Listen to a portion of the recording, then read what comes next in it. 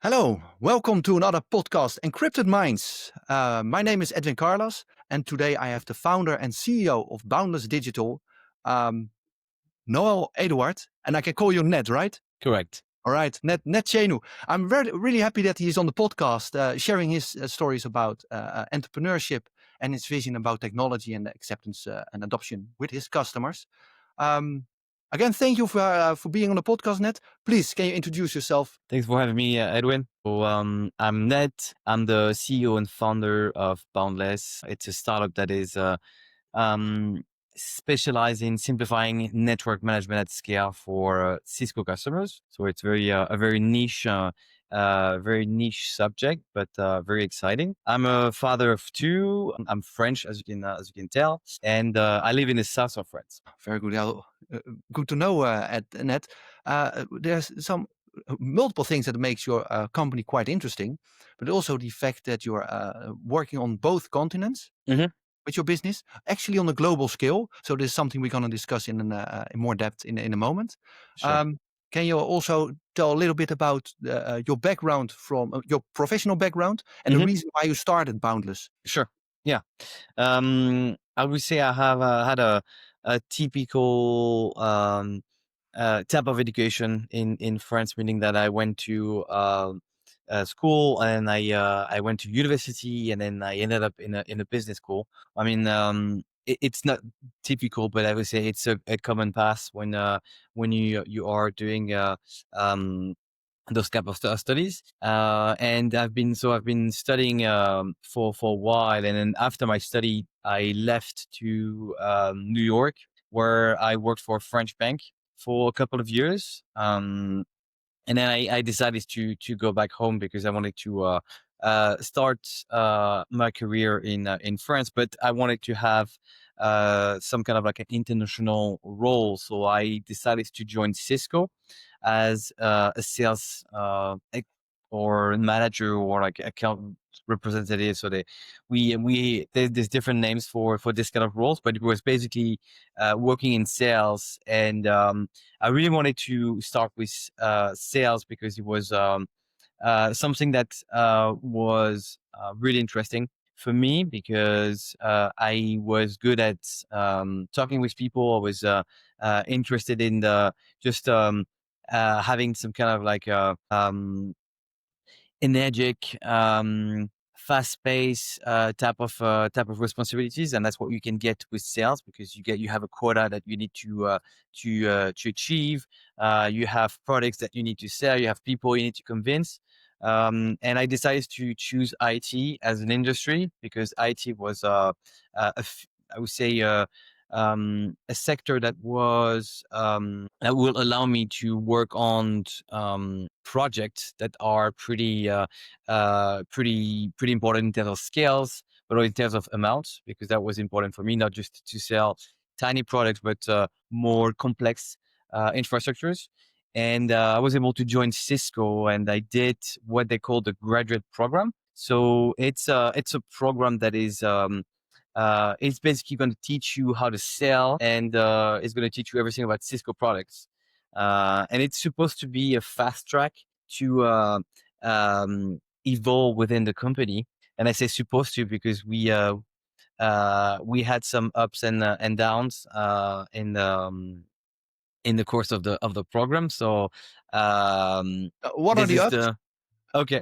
Some of the ups. What was positive Well, about? the up is that you start your professional career among a group of people that are motivated that are willing to go in the same direction. So that's really good. So that you can you're not on your own. You have peers that you can relate to. You can that can support you.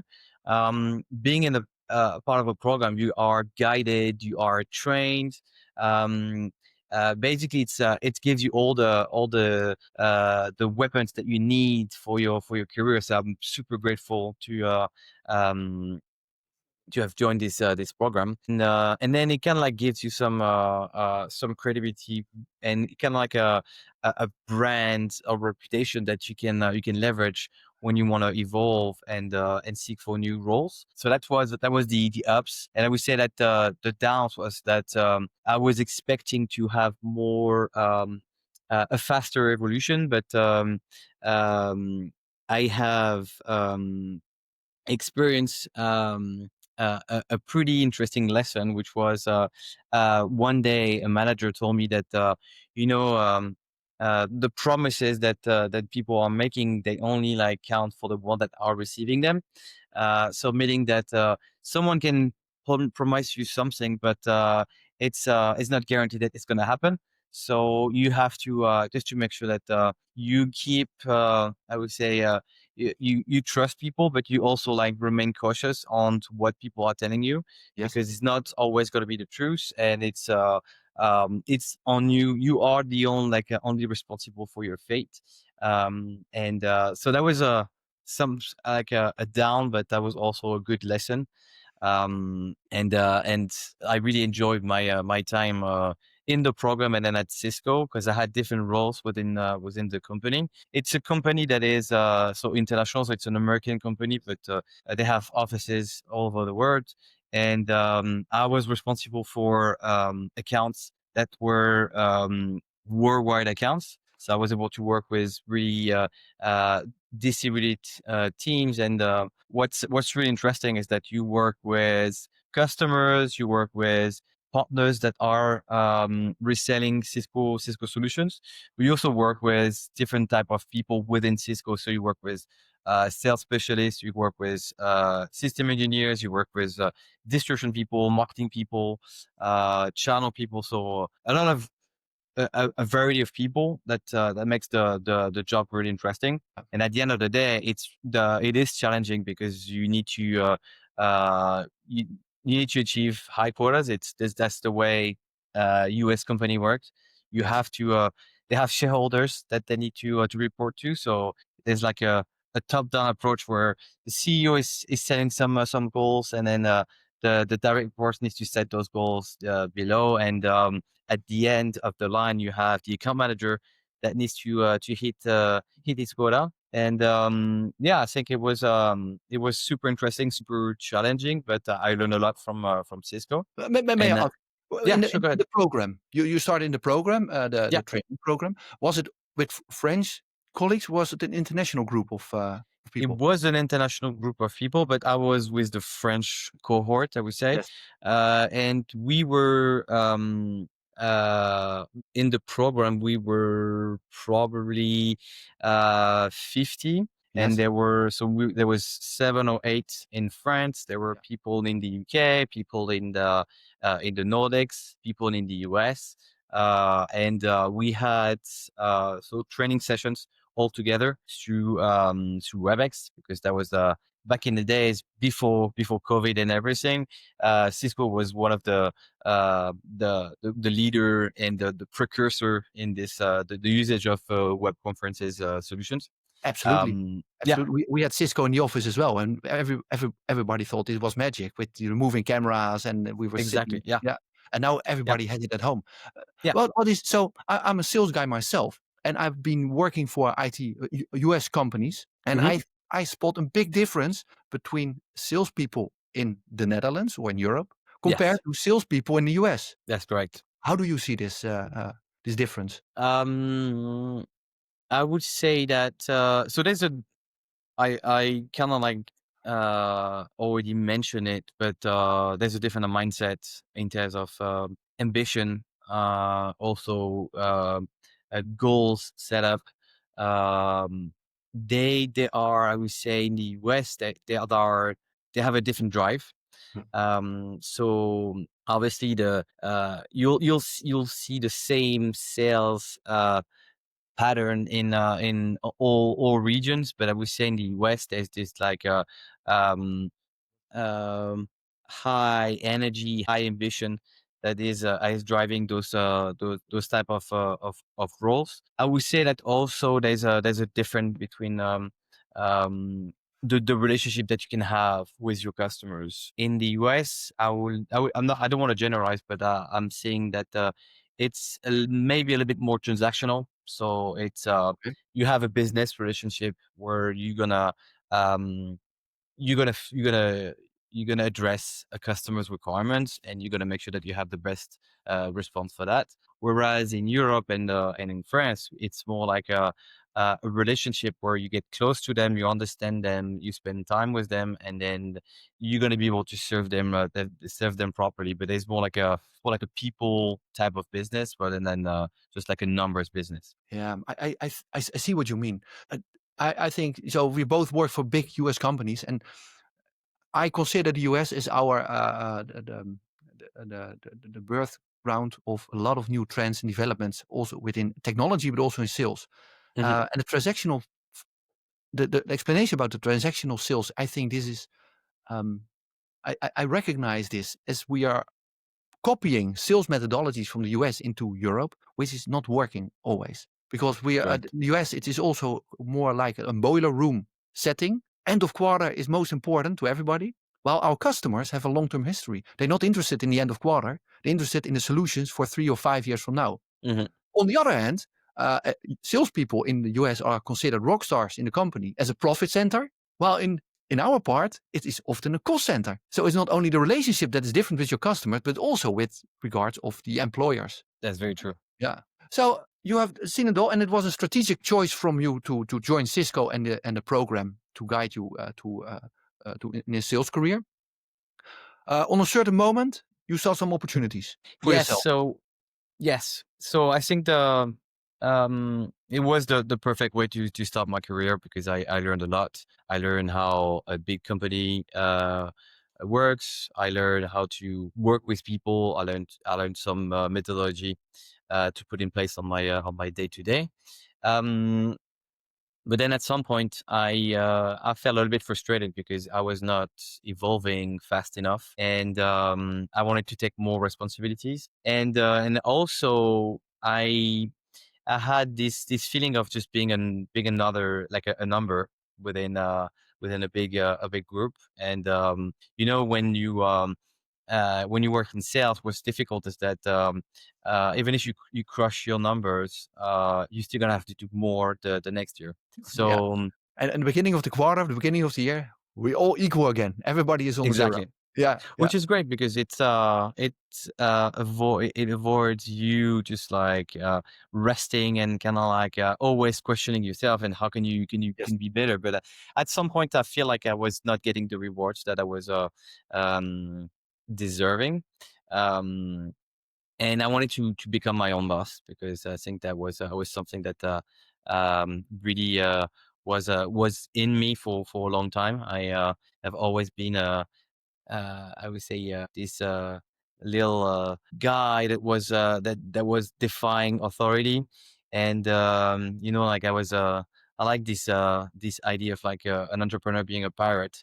So trying to blend the rules and bend the rules and just make sure to find a way to make the most of every opportunity. And so I wanted to create my own company, create my own rules, and I had an opportunity to join a company that was doing some consulting services, and they were looking for a way to do more innovation. They were working. They had an idea to work with Cisco as a solution partner. So those type of partners are not reselling Cisco technologies, but they are building application and services on top of Cisco technologies. And at that time, it was all about Wi-Fi analytics. You have a Wi-Fi access point that is allowing people to connect to the Wi-Fi network. Cisco and other vendors were looking for a way to sell their equipments differently, and they found a way to do that by saying that through a Wi-Fi access point, it could become a marketing box, meaning that you could collect data that could be used to analyze customers' behavior on site. Yes. So, for example, a retailer with different stores, if they install Wi-Fi access points, they could figure out how many people were passing by the store, how many people were entering the store, where were they heading or going into the store, and if they were like coming back frequently. So we decided to I decided to join the company, and we decided to work on this topic, and it was fun. Like at the beginning, we were so I was what we called an entrepreneur, so meaning that I was an entrepreneur but within a group. So that was a very comfortable situation because I was um developing this entity, but I was kind of like covered by the group. Yes. So that makes the situation and just my life way more comfortable and less stressful, because But I and were knew that at you the were end of able? the day Yeah. I'm sorry. I knew that at the end of the day, I'll be able to um, pay for the salaries, and I'll get supported by the group. So Yeah. that was a good it was a good feeling, I would say. But also something that I realized was actually something that was missing for me. So this sentiment of urgency, this need of this just like desire of survival, and so we've built this technology for why, so this Wi-Fi analytic technology. And at some point, we realized that the market was not mature enough. People were not, and I was mostly covering the French market, and that was a big difference from the our competitors that were covering the US market, because you could tell that they were doing much better in the US market. Not only because it was a really big market, but also because there was a different mindset. And we So again, discussed this this the mindset. other day. Yeah, we So again, discussed this this the mindset. other day Yeah. together, and I think it's important to go back to what we discussed, because I think it's important. We talked about the sales a mindset, but also there's a mindset in terms of business in general. It sounds pretty cliche, but there is a really big difference between Europe and the US. Because in the US, people are gonna do business. They're gonna be willing to take risk when it comes to business, because they know that if they are making those taking those risks, there's gonna be some rewards, and they're willing to take them. So taking the example of Wi-Fi analytics, customers, retailers in the US were willing to invest in those type of technologies, because they knew that potentially they'll be able to collect some interesting data, playful data that gonna be able to use to make more business and make more money at the end of the day. Whereas in France and in Europe in general, I was facing customers that were pretty reluctant to take those risks, because it was a cost. It was a lot of potential risk, meaning that there was a high chance that it will not work out for them. So we really struggle to sell this technology to customers because of this like difference of mindset. So it was frustrating, because we were seeing companies in the US doing really good, raising tens, hundreds of millions for this technology and this specific topic. And in France and in Europe, we were really struggling with that. So at some point, we had to come up with a decision and say, all right, we need to do something else. So we decided to work on captive portal solutions, which were obviously an established market, and we were doing okay, but it was not as challenging and exciting as Wi-Fi analytics was. And that's the reason why I started to look at for other ideas and other things to do. And at that time, there was this compelling event that kind of like forced things to happen, because the group was acquired by an investing firm, but they didn't put us into the deal. So they were interested in the consulting services part of the group, but the little entity doing some innovation around Wi-Fi analytics and captive poll was not really interesting enough to be acquired. So we basically got kicked out of the group. And it was a pretty big down at the beginning, but Yes. it turned out to be a pretty big high of my entrepreneur journey, because I got kicked out of my comfort zone. I had to find a way to pay the bills and find ideas that will actually solve people's problems and generate some business for us at the end. So this is how this is when we started to work around automation. Um, and I like to say that everything that we've done led us to this point, meaning that we found this idea because we had expertise on Cisco technologies. We had expertise on product development and also API integration and all this like complex um, word of programming. And we realized that there was a gap on the market between um, the vendors solutions in Europe, but I'm going to talk about Cisco in this case specifically. So what they were providing natively and what the customers were looking for in terms of technical requirements. Yeah. And the answer lied in the APIs. So with the APIs, you can do much more, but you need to use those APIs. So and you need specific resources, specific skill sets, and that was something that was missing among Cisco customers. So we decided to become this bridge between what you can get through the APIs and what the customers are looking for in terms of features and requirements. And that's how this whole like boundless project really came to life. And we've been doing this ever since. And yeah, I think from a down can and from a bad news can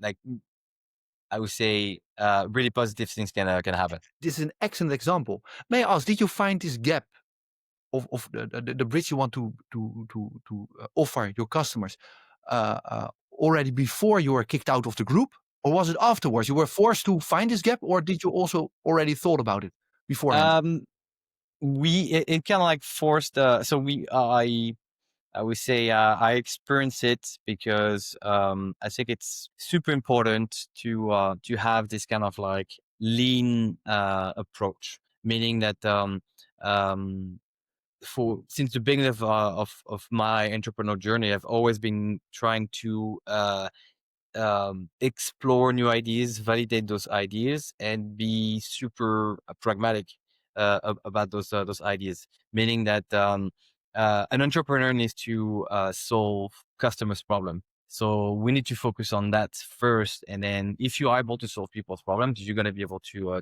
make money at the end of the day. So that was my motivation, and regarding automation, it's something that I perceive as a requirement from talking to with customers. When you talk to customers about, especially the one that we're looking for, our guest Wi-Fi solutions or even analytics solutions, Yes. you talk, and that's what a good salesman needs to do. Is like he needs to listen and needs to understand eventually the pain points that your customers is telling you about.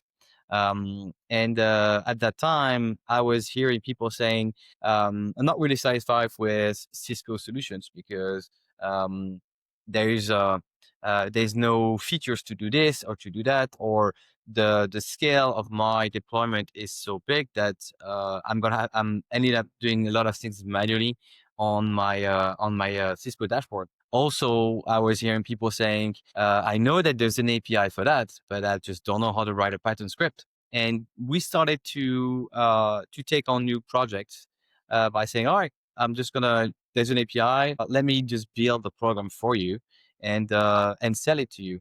And I remember the first project we did was for this retail customer in France. They had 500 or 600 stores, and they were looking for a way to automate the tracking of all the clients that were connected on their networks. So by clients, it could be people on their smartphone, but it could be also printers, um, could be any a POS machine. So any type of equipment that will be connected on the networks. There's an API for Cisco has a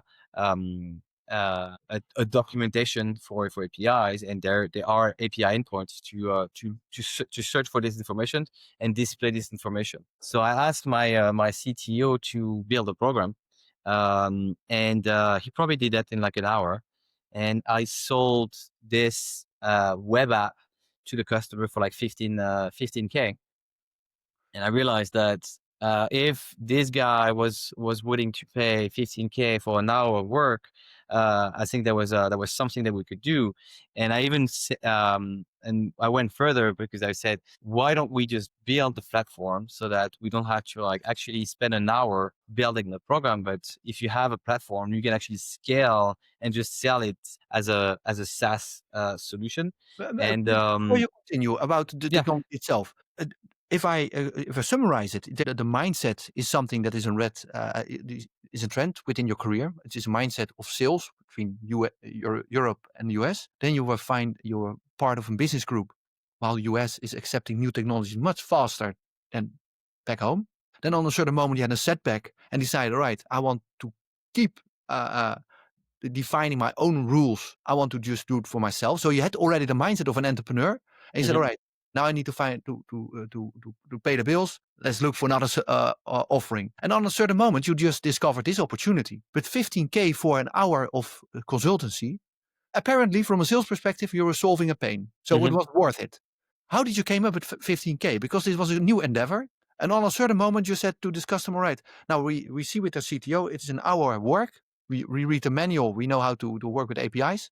Here's the invoice, 15K." It's a good question. Yeah, price. I would say pricing or putting a value for your work is really difficult, and it's always something that I mean I'm strongly with because right now we're building some new solutions, and Yes. I'm trying to come up with a price. There's obviously the price which um, that you need to define depending on the value. So my CTO, for instance, has a PhD in quantum physics.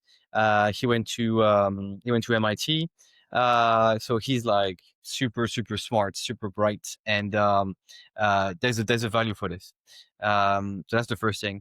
I would say that um, the knowledge that we have gathered on Cisco technologies, product development, and programming is something that has value as well because we spent hours doing that. So we became experts. So it will probably have taken days to someone with no experience and no expertise. So that's another thing that you value, and you also value the pain point, Yes. meaning how long does it take to this customer to actually look for clients through all the different networks, so the 500, 600 networks, and also what is the risk and how much will it cost to the company if they realize that there's like a rogue AP, meaning someone that is like trying to invade or run an intrusion. So I'm Yeah. looking for the word in English, but basically like try to break a network and put a malware. So yeah, that's all those questions that I asked myself and that I put down on a piece of paper. So to realize that, all right, what we are providing is actually definitely worth Yeah. 15K. And that's every time we do this kind of like uh work and brainstorm, it's allowing us to really put some value, and I think it's important to price it correctly because I was at the beginning, I would say, really desperate to find business, but then I quickly realized that you need to price it right because Yes. what you do has value, and you need to get paid for that. Yeah, I think this is a very good explanation. So I went to an event on an exhibition last week, and I spoke to founders of a new solution, and they had a pricing issue. They Hmm. simply and they were old school. They said, right, we just count all the effort we put in it. We count the value of the hardware, and we do an uplift. Hmm. I said, well, then you're dead within 3 years. That doesn't work. Exactly. You Yeah. have to work the other way around. You have to see the pain point of a customer and decide value from that perspective. So it was quite Exactly. interesting. And we during the preparation for this podcast, we spoke also about sales and how your mentality is. And I think we have a lot of similarities. Is everybody can close a deal, but at the end of the day, the value of your account manager or your sales rep also kicks in as soon as you have a problem, and you can just call your contact within a company on Friday evening. Ned, we have an issue. What can we do? This is Mhm. also part of the value we provide to our Exactly. customers. It's not only about the solution itself. It's more about the peace of mind. Sorry. So if you just do a couple of steps right now to your company, Boundless, Yes. you were combining a lot of things that initiated from your earlier career: the knowledge of Cisco, the mindset of Europe and the US, Mhm. also finding gaps and be specific about solving pain points. Um, can you tell me a little bit about your current state of Boundless Digital, where you are right now, Mhm. and why you decided also to establish a branch office in the US? Sure. So we I would say the company was really incorporated in 2019, and we've been so focusing on automation for quite some time now. Um, I would say that, and I would say I would not restrict what we do around automation, because it's our goal is to make sure that we can really solve people's problems. And what I'm doing right now is that I'm leveraging, like you said, my expertise on Cisco, but also my positioning within the Cisco ecosystem. In terms of status, we are a solution partner, but we are part of different programs within Cisco. So we're premier developer. We're part of the Solution Plus program, which allow us to reference our solutions on the Cisco GPL, so the global price list. So that means that anybody within Cisco, any sales guys, can resell our solutions and get commission for that. So this unique positioning is allowing us to explore new use cases, new architectures, and new challenges that we can address. So now it's a matter of like making sure that we can be aligned with Cisco strategy and make sure that we can provide value on top of Cisco technologies. So where we are right now, I would say that um, the opening of the US entity was quite, I would say, natural for us, because um, COVID was really the moment where we decided to go abroad. Meaning that before COVID, the way to do business was really a physical type of business. So every time you had a meeting with a customer, you had to go on site. If you had every time you had to meeting with Cisco folks or just partners, you had to go on site. So it kind of like restricted our ability to expand, because we had to. It will take a lot of time to perform those tasks. But with COVID, everybody was working from home, Yes. and everybody started to use WebEx, Zoom, Teams. And also the barrier of the business kind of like fell down, especially for the US. Um, because I don't know if you remember, but to work in the US, you had an office, you had to have people, boots on the ground, and it was super important for American customers to have this like credibility and to be on, I would say, on site. But with COVID, people were working from home, so customers didn't really care about where you were, as long as you were there to answer and address their pain points. So that's how I started to address the teams, the Cisco teams in the US. So I reach out to them. I also like try to build some relationship in APJC. But that was much more difficult because of the time difference, especially with Australia, which is a Yeah. big market. Um, I had to do presentations at 4 in the morning, and that was really not ideal. But All the right. US, in Yeah. terms of like time difference, was actually much more convenient, because it basically starts uh, in the morning, which is the afternoon for us. You can work until we say midnight, and you have the entire day, like business hours of for the US. So yeah, we say COVID was really the the best moment for us to expand. And at some point, we were starting to do business with customers in the US, and they were asking, "Do you have a US entity that we can build? Do you have data centers in the US to host our data? So all this kind of, do you have like certification to for privacy and all these kind of questions?" So at some point, we realized that we had to be present in the US. And the good thing with the US is that you can create a company super easily. It's really easy to create your entities. We started to do that in 2023, and now I would say this entity is doing probably 70% of our business, and the remaining 30% will be in Europe. So And it really took off after your yes, decision. Yeah. yes, And what was the main really took driver? off. Was it the first customer, the first use case in the US, or was it also the entity itself with certain credibility towards a business, or was it Cisco that's driving your revenue? So I would say we had traction. We could do business with our French entity, but at some point, I would say the company event was our ability to pay for a lawyer to establish our all the paperwork to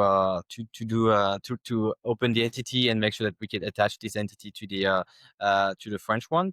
Um, and yeah, I think that at some point you realize that the future of your company is on a specific market, so you need to make sure that you don't have too many blocking points. Yeah. And as long as it's something that is um, easy to put in place, I think you need to do it, because I was afraid of like putting something in place that was super complex, but it turned out to not be super complex, because doing business in the US is actually pretty straightforward. So yeah, at some point you need to do it, and obviously I'm not regretting it, because obviously now we have um, the right setup to grow the business in this market. Yeah. Straightforward, you mean? You say? Straightforward, yes. Yeah. Still compared also to your business in Europe? Of course, because there's um I would say I'm not gonna spit on on my country, and because there's a lot of things that are being done to facilitate the startups, like technical startups. But I would say that there's like um just in terms of like admin work, Yes. there's a big difference in France. When you want to open your business, and you want to like just like run your business, there's going to be a lot of admin work.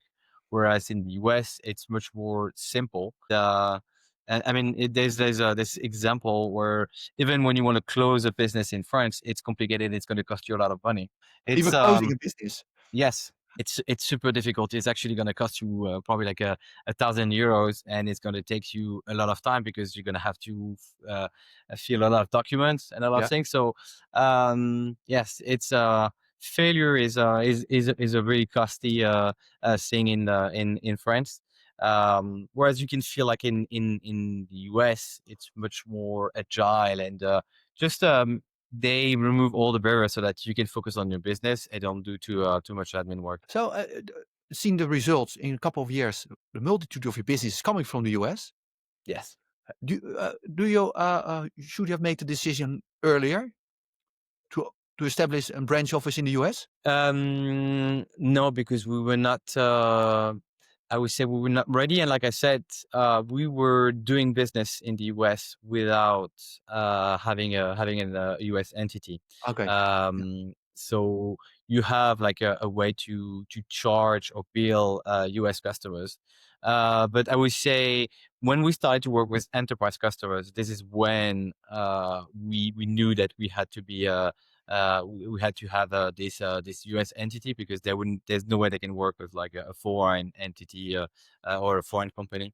And it's super important to be a national company in order to work with them. I see what you mean. So, if you just take a look at the future, so if there's a setback, you thrive. If your consultancy group is being acquired, you see business opportunity. COVID came, you saw an opportunity to go abroad. What are the next challenges that will drive your business? Yeah, I'm going to be cliche, but I'm going to say AI is the next challenge, because AI is really reshaping the way we're gonna do business and we're gonna do everything. Um, it's hard to see it right now because I feel like people are starting to see the really compelling use cases Yeah. or relevant use cases. Right now, people are using ChatGPT to write emails or just to make sure that they write proper text or LinkedIn comments. But I'm really seeing this as a great opportunity as a business owner. Um, First because it's gonna, and it's already doing it. It's gonna challenge what you have built and all the potentially your vision in the long term. For us, for example, we had a roadmap for the next 3 years, and the AI just like shook the entire roadmap and kind of like destroyed probably like 50% of it because it was just like something that people could do much more easily using AI, or just because vendors like Cisco implemented those type of features within their native solutions. Hmm. So it's a great opportunity to kind of like assess what is going to be important for the next years. It's a good opportunity also because by using AI, you're going to be able to do much more. I was telling you about Cursor, so Yes. I am not technical, but I've been able to work on technical projects and be much more autonomous and not rely on my dev team to do stuff. And I think that's great because I always come up with new ideas, and like I was saying earlier, I'm trying to be pragmatical. So I need to validate those ideas, I need to test those ideas, and I need to make sure that they have legs. Yes. And in order to do that, in the past, I was taking a sheet of paper or just like trying to design something, or I had to like go through a designer, and then if I had to build an app, just or like a prototype, I had to go with a developer. It will cost me money. Now I can do everything on my own. So I have an idea. I just gonna like use a tool like V0 or Lovable to design this ID. Could be like a web app, could be a mobile app, and then I'm going to use a solution like Cursor to build the app, and then I'm going to be able to onboard prospects on them on it, make sure that it actually address or answer a specific need, and then I can iterate. And then once it's ready to be put in production, I can go with my dev team and say, all right, we should build this product, and I have all the identity, I have everything um, beforehand to actually make sure that it's something that will be successful. So yeah, that's my new challenge right now. It's like implementing AI into our day-to-day operations and making sure that I can also predict what is going to be essential. How can we exist within this AI momentum? And that's super exciting. Yeah. Well, it sounds that you're very positive about all the developments. It makes you far more productive. Hmm. But it seems that your dev team is also their responsibilities and their activities are also changing because now Correct. all of a sudden CEO is coming with an idea that is Correct. already in beta. Correct. Yes, because I'm positive because I'm a sales guy, so I know that selling is never going to disappear. I also positive because we are really at the I would say the beginning of a revolution. It's amazing to see like how early we are with this revolution. And if you are able to really put the effort in it, you're actually going to be able to open the door to a lot of opportunities and possibilities for you.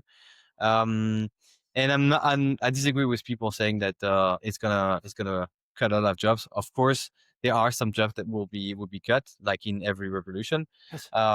But if you are able to embrace AI, if you're able to get trained on AI and use AI, you're actually going to be much more productive and efficient. I forget who said that, but I think it was like someone from I think it was the guy from BlackRock or Blackstone. He said that you're not going to be replaced by AI, but you're actually going to be replaced by the guy using AI. And that's really what it's all about. So how can you like supercharge yourself, supercharge your capabilities using AI, and making sure that you can beat the competition by being proactive and using AI much more than the others. Yes. Yeah, I agree. The positive aspects are amazing. So if you make the comparison to the internet, the rise during the that eventually result in the dot-com Hmm. bubble. Yeah, But yeah, if you we are in an AI bubble right now. AI bubble, I It's know. gonna So crash at some point. on some point, but you know that there Yeah, will be some leftovers or not leftovers, very valuable things also to improve productivity and also change jobs within your company. Where do you yeah. see Boundless in 3 years from now? And you can have you can just make a prediction Hmm. without AI, Well, because you already told me that 3-year plans were completely shaken up by AI. exactly. Yeah, But so all right, that's why it's difficult to. where do you want to be without any prediction? Where do you want to be in 3 years from now with Boundless? So I think I wanna keep on building like I am right now. Um, it's funny because if you asked me this question probably like 2 or 3 years ago, I would have said I want to be acquired by Cisco. Yes. But now I'm having so much fun doing what I do that I want to keep on building stuff. I want to keep on working on stuff. I see a limitless or endless potential for Boundless in terms of development, because we can do so many things. Right now, we're working with Cisco, and we're only working with a part of the Cisco architectures. So we could actually just within Cisco, there's a lot of things we can do, and I think it's it's a matter of opportunity as well. So probably a year from now, I will see opportunities that I didn't like foresee today. So I guess if I stay curious and if I stay motivated like I am today, I know that in 3 years from now, I'll be in a better place. I don't know where, but I'll know I'll be as long as I am, fulfilled by my role as an entrepreneur. And I think that's what matters for entrepreneurs. Like, we're not looking for money or success. I think we're looking for fulfillment. Yes. And I think that's really what I'm looking for. So, like, to be fulfilled in what I do and making sure that I can keep on solving people's problems. That's great. Maybe agree that if you are just will be on my podcast in 3 years from now and see if this prediction is Hmm. was correct. Yeah. Sure, All let's do right. that. That I would like to thank you for this pleasant conversation. I got a lot of insights for me personally, but I also think for other people listening to this podcast to see how they can overcome challenges. So yeah, I really enjoyed it. The conversation. I see what Boundless is doing, and this can be an inspiration for a lot of people. So thank you for attending. Thank you for having me, Edwin. It was a great conversation. Thank you for all your relevant questions, and yeah, see you in 3 years. Absolutely. Let's do so. All right. Bye. Bye bye.